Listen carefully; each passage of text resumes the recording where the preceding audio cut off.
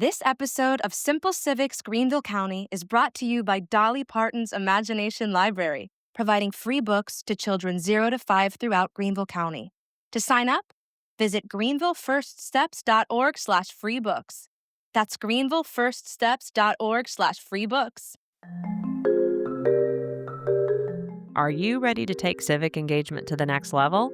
Today's episode of Simple Civics Greenville County is about speaking at public meetings. Whether it's a session of city council, county council, or school board, we have tips to prepare you to make your voice heard. I'm Katy Smith with Greater Good Greenville, and our producer, Nathaniel DeSantis, and I will discuss logistics of public speaking, suggestions to prepare yourself and speak in the most impactful way, and assurance that whatever way you show up matters. Even if you're not planning to speak at a council meeting anytime soon, take a listen so you'll be able to share tips with friends and neighbors when they have a matter they'd like to raise in a public session with their elected officials. Welcome back, everyone, to another episode of Simple Civics Greenville County. Nathaniel here with Katy. We're doing another one-on-one, which means it's another deep dive into something that we think will help the community a lot. Not that the other episodes aren't, but these are maybe getting a little more nitty-gritty into the details. And this one is particularly interesting because we talk about going to council meetings a lot and getting your voice heard and talking in front of everyone and letting your elected officials know what matters to you, because that's what moves the needle. But a lot of people have asked us, how do I actually do this? Like, when I get up there, what do I do? So Katy, maybe let's start with step one. Yeah, I'm really glad to cover this because, as excited as you all might be as listeners about getting engaged, when you've got that sheet of paper with the speech you've written, who to deliver it to, when, how, it's a little confusing. So the first thing, if you want to go speak in front of a city council, county council, the school board, is getting on the agenda to speak, getting signed up to speak. So before the meeting, you're going to obviously want to know the agenda and see that what you want to talk about is on it, or that some of the bodies have a time to just have open public comment. So look on the Friday before the coming week about what the agenda is. Confirm when public comment is allowed. Each entity has it at different times. You're going to want to understand the rules for each entity. I was inclined to list them for you here, but they do change. And so your best bet is to go onto the website for the city of Greenville or the city of Simpsonville or Greenville County, whatever it is you want to talk to, and look it up. So as of the posting of this episode, for instance, the Greenville County Council lets people sign up for a period from 5:15 until 5:45 before the council meeting by showing up in person with your driver's license and filling out a form about which agenda item you want to talk about. And you do that at County Square at a particular desk right when you walk in. The city of Greenville, on the other hand, as of right now, has you email or call the city clerk by noon on the day of the meeting to sign up. So each body is different. You need to know the rules and follow them to sign up. And then, of course, you want to research your topic, be informed, know any of the backstory. It really helps to know which council members are likely allies or opponents of your issue, which you can glean by doing a little research from previous meetings or talking to your council member. And then preparing your statement, which I'll talk a little bit more about. This sounds shockingly similar to preparing for a podcast in a way. Yeah. You want to do your research ahead of time. You want to know what you're going to be talking about. You want to prepare what you're going to say. Using Simple Civics, for example, we always let people know who come on. Like, we try to limit these to 15 to 20 minutes. So surprisingly similar to a podcast, minus the rules, right? We don't have rules of the podcast for good reasons, but for good reasons, government does have rule when it comes to speaking and how the process works. But I think that's in life a good general rule. That's right. Be prepared for things before you go in. So before you actually even get ready to speak to council, correct me if I'm wrong, it's important to make sure you even have to be up there speaking, right? That's right. I mean, like a lot of times you will just call staff within the governmental organization, or you could call your council member, your representative to ask, and you could get your problem solved or understand more about the issue. That means you don't even need to come and speak about it. Okay. Let's say I've got all my preparation done and everything's set up. Now what happens? I'm up there. I'm in front of the council. What do I do during my presentation? Yes. All right. Actually, let's take one step back before you get up there. So when you get in that room, you'll position yourself in the council chambers or in the school board room, and you'll have your document. And each has a way that they call people up. So you'll be following the agenda for when your period of comment is. And they might say, Mr. Chairman, the next speaker is Katy Smith speaking on agenda item 15A. Each does it a little bit different. That might be an example for county council. In that case, I'm going to step up to the podium. Sometimes there are so many speakers signed up for efficiency, they might call a little list, like the next 4 speakers are, and they'll list those. And you can either just clock it and know, okay, I'm the third one she named, or sometimes people kind of make a loose little line towards the back of the room.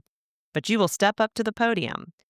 In all of these venues, there will be a timer that you can see. Oftentimes it's a TV that's up there. And I know that at both County Council and Greenville City Council, you get a 3-minute countdown. So you're going to take a look at that and you'll start and you'll introduce yourself. You'll say, I'm Katy Smith. You might say your particular address or the neighborhood that you live in. Some require you to state your address and your connection to the issue. I will say that sometimes if people are there representing a business that they are affiliated with, they might give the business address, or they might say, I live in this district and I work in this district. So you'll be relevant. And then you're going to say what you have to say. Let me just tell y'all, having watched, probably hundreds of people speak at the podium over the course of my career, there is a fine line that you're going to want to strike between having your thoughts collected, which you might write them out and practice at home, timing them in that 3-minute or whatever the time frame is, and, infusing your personality. Some people are great at winging it. They might have an index card with bullets. They might just be that kind of person. But if what you have to say is really important, unless you're like super accustomed to getting up and talking in front of people and winging it, I would really advise you to go ahead and type it up and practice and time it. There are so many ways you can go about doing this, but what I think is the most useful approach is whatever it is you're passionate about, start talking about you and your experience and why it is important to you. And then talk about why it should also be important to that council member and kind of the shared interest that the two of you have, particularly speaking to who might be your swayable opposition, and then call them to action. Specifically say what it is you want them to do, which could be send it back to committee for further consideration, or vote no tonight, or vote yes tonight. Or if it isn't even on the council's radar, say, I really hope you'll give attention to this issue. It's really important. I have a sheet here I can hand you to look at. Like, let's just give an example that I can make up right now. If I'm really concerned about traffic and speed on my street, I might say, I've lived on this street for this many years. We've had this many accidents just since I've been here. I really want you to put in a speed bump on my street to make a difference. I know that you care about safety. You guys have kids also, or I know you guys run and bike and enjoy our streets. This is really important. So just being pretty direct and clear and not hyperbolic, I think is really important. If you can back whatever you have to say up with any data, as well as any stories, that is often impactful. And really, be kind.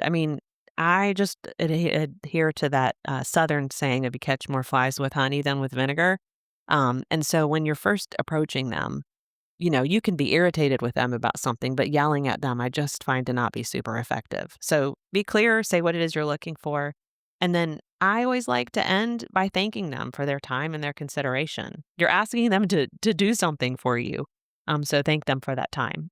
So I want to maybe ask some questions that other people might have, because this is relatively new to me. And I've only been to 1 or 2 council meetings. So I'm not sure how this works. But let's say you go up, you 2 to 3 minutes, correct? 3 minutes. Just like depending. some of them, yeah. Mm-hmm. Right. Do you just sit back down after those 3 minutes? Or would a council member maybe say, let's talk about this, and then you have a discussion? What goes on with that? Okay, that's a really great question. So usually in public comment, there is not dialogue. Very seldom is there dialogue. They are listening to you, and that is it. And, can I be honest with you guys? I haven't really thought about why, but this is what I'm guessing, is they don't know enough yet. So they're just hearing you as information. Nor is it fair to you to be grilled with any questions because you're not an expert. You're just lifting something up. So you don't have to worry that they're going to come at you with questions. You're not like a lawyer or on a jury. You're just saying, here's a piece of evidence for you to take into consideration. And they say, thank you. So in that spirit, you probably won't see them like shaking their heads in an angry way or nodding and affirming you. They pretty just blankly take the information. And that is appropriate, really. So don't be discouraged if you're not seeing them like stand up and clap for you or, raise their fist in the air. That's not what this is for. Every once in a while, I have heard a council member say, "May I ask a follow-up question?" Usually, when I've seen it's done when it's clear that like you've got some kind of rezoning application in, and they want a clarification on what has happened thus far. It's something germane to the case. But yeah, don't worry that there's not going to be dialogue or Q&A. Would there be an opportunity for a resident to have more than 3 minutes? Is that a different type of speech in front of them? What is that? Like if you want to do like a whole 10-minute presentation on, the type of asphalt we use sucks in Greenville County. And I'm an asphalt expert and you need 10 minutes to do like a PowerPoint. How's that different than this? It is And how does that that work? like that does not happen in what we're talking about. Never. Never. It never Okay. happens. Not in these like public comment periods. Like sometimes you might run a little over and you'll hear a bell chime. Like that's of note. When the clock ticks down, there might be a buzzer or a bell that rings that lets you know right at your time. Sometimes people stop abruptly and they say, "Thank you," and they sit down. Sometimes they keep going and ignore the bell and the chair has to say, "You're out of time." Or sometimes they'll let you kind of wind up your thought. Usually that is what happens. But if you've got some longer thing to say, that would usually come up in maybe a committee conversation or a work session or a public input session. But yeah, you do not need to bring your asphalt PowerPoint when you come to these. If you do have something you want them to see, what people might do is they might say, "I have with me, a report that I've written up or comments from my neighbors or photos that give evidence of what's going on. And I'd like to share them with you." And you'll hand those to the clerk. They have like a clerk. All these bodies do that helps them run their meetings. And they can just either take the one copy or hand it out to everybody. Let's say that I do want a speed bump in my neighborhood because, it's getting out of control and it's dangerous. And I get 20 of my neighbors to all go to, let's say, county council and sign up to do the 2 to 3 minutes of speaking. And we do neighbor after neighbor after neighbor saying more or less the same thing. Like we want a speed bump. It's getting out of control, but it's 20 people doing it. Is that a bad idea? Is that a good idea? This is such a good question on lots of levels. So first, let's speak to your specific question. It's a great idea to show support. How you show support, it's nuanced. So if you can imagine you are a county council member and you want to get home to your family for dinner and you got a whole big agenda and the other people sitting in this room might be here for other things. They probably do not want to listen to 20 3-minute comments that all say, "Get us a speed bump," right? There are so many things you can do, like pick 5 of the neighbors to each lift up a different point. "I'm worried about my kids walking to school safely. My dog got hit. I have to mow my lawn and cars are flying by me. This is lowering the value of my home." Like lift up some different aspects of this from different people. "I've lived here my whole life. I just bought this house," and have them cover it. And then you could say, "Our neighborhood is all here in favor. Will everyone in our neighborhood stand up?" And they can stand up and council can go, "Oh, wow, 50 people came out." Okay. Or wear matching shirts. Or wear matching shirts is a real thing. Wear the red shirts, wear the green shirts, whatever it is. That is a really good way to indicate the breadth of interest on an issue and how many people are there. It is also not bad to not use 3 minutes. Stand up and say, "I'm another neighbor. I just wanted to add my voice to this. My kids ride their bike to the pool. Please deal with this now. Thanks so much." And sit down, period. No one minds that at all. Now, one thing that the speed hump example makes me think of is you also need to know if the thing you want to do is even possible. If you live on Point Set Highway and you're worried about speed, a speed hump is not an option for you. I mean, that's a terrible example because most people are like, "Right, got it." But that is where first it helps to work with staff. Call your city staff, call your county staff, call your school staff, whatever you're worried about, and say, "Here's my concern. What are the possibilities?" Because staff usually really do want to help you solve your problem. And they can say, "All right, here's your option. A speed hump would be great for you, but it depends on council action." Again, this is probably not a good example I'm lifting up because I don't think any speed humps are approved by council. But the point is, work with staff, figure out what is the right call to action, and then take that before council in a strategic way. Yeah, I've been to county council meetings and I distinctly, to this day, remember the very first one because Greenville Connects was there and there were like 20 people with the green shirts that said Greenville Connects.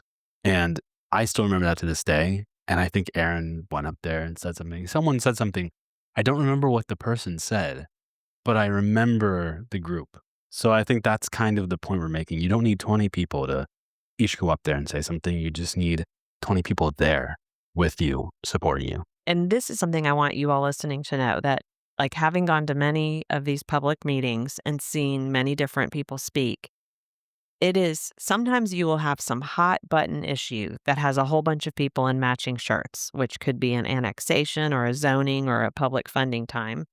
And that gets the council's attention, and there's a lot of energy in the room. And then right after them might be one person who's concerned about one thing related to their property or an issue that no one else is there in the room for, but council also leans into that because they are there to solve constituent problems. So don't worry if you don't have a bunch of people with matching shirts joining you up there. Each of those get equal attention at council, which is why there are rules and structure in place to make sure it's an even playing field. Let's say you go up there to talk about a roundabout you want installed. And I was going to council just to hang out and observe. But you say something I really agree with. Is there a way for me to show my support without going up there and talking? Can I like stand up or like a cheer, applause? Like what can I do? Talk afterwards to a council member? Is there anything that I could do then? That's a really good question. I mean, yes, people do applaud and people cheer or people kind of say boo. I mean, you do you. I mean, within decorum. Very often, council members kind of come up to the front. It just sort of depends who they are and what they have going on. But oftentimes they do kind of make themselves available to interact with the public. And you might want to go up and say, hey, I hadn't thought about that, but I'm worried about it too. Or follow up after the meeting with an email or a phone call and let folks know your opinion, which is we've done an episode on why government is slow. And that's a perfect example. So we should link that in the show notes. Well, as we come to the end of what's becoming a longer episode than I expected, talking about how to talk to council, but it's really important, so it makes sense. I think you said at the start you've been to hundreds of these. Is that right? Probably Hundreds? so, Okay. yeah. So then you must have some bonus tips or extra tips that can help people. So spill the tea on on what that might be. The biggest thing is that you are engaging in a form of strategic communication. You are calling to action people who either have not given thought to your issue or who may not agree with you, whose minds you are trying to change. And so I often see people talking about a thing in language that makes sense to them rather than language that's going to resonate and make sense to the people whose minds they are trying to change. And so I think it is wise, if you can, to avoid using jargon that may not resonate with people. And I almost hate to say this, but in this day and age, things that to me shouldn't be political have kind of become political. Even speed humps, or public funding, all those things. And so really leaning into what is it that me and the people whose minds I'm trying to change have in common, and just use plain language to talk about that rather than kind of signaling what TV, cable news network you listen to in your comments. Um, I think common ground is what you're trying to build. So thinking about that, so Nathaniel said, I've been to hundreds of council meetings. You might not have ever been to any. And here's one thing that you might like to do. I always like to kind of get a model out there for me. Most of these, I think all of our public bodies in Greenville County have recordings online of previous meetings. And you can really go and watch the beginning of public comment period for a couple of them and just see what it looks like. Like you can literally watch on YouTube, where's the podium? What's the timer look like? What did other people do? And did I like how it sounded? And model whatever seemed effective to you. Of course, you can go, we hope you would go to a council meeting and watch it, and then you'll be familiar yourself. But, I always think kind of copying and pasting what works is a good tool. And where did you say people could find that? Well, actually, if you go to simplecivicgreenvillecounty.org, we it's have on a the tab. website. Well, we have a tab of resources that has buttons for every local government body in Greenville County, and you can click on that. And within those websites, you can find recordings of meetings. Of course, you can also just go to Google and write Malden City Council meeting recording, and it should come up for you. But that could be a good way to watch the YouTube of it. Well, that was another great episode, Katy. Thank you for helping us kind of understand how to get up and talk in front of council, whether it's in Greenville County, the city, or a completely different state. That being said, make sure you understand the rules before you go, research that, and get all your homework done before you get up there. But otherwise, we'll see you again next week for another episode of Simple Civics. Hi, Simple Civics Greenville County listeners, Nathaniel here. If you've made it this far, then we think you'll really love our newsletter. Sign up for bonus content, updates, and more right in your inbox. Look for the link in the description that says newsletter to sign up, or visit us at simplecivicsgreenvillecounty.org. Find the link in the menu that says newsletter and sign up there. We'll see you again next week.